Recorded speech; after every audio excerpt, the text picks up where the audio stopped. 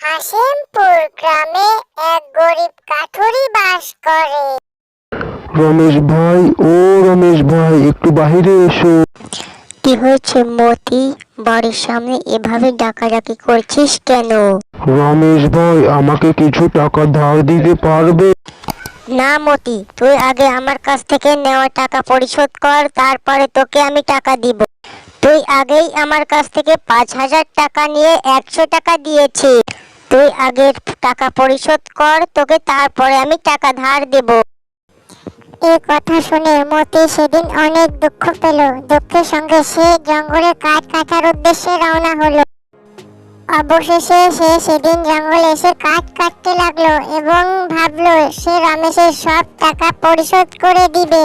সেদিন তার কাঠ কাটা শেষ হলে বাজারে বিক্রি করার উদ্দেশ্যে রওনা করে। এভাবেই তিনি তার জীবন চালায়।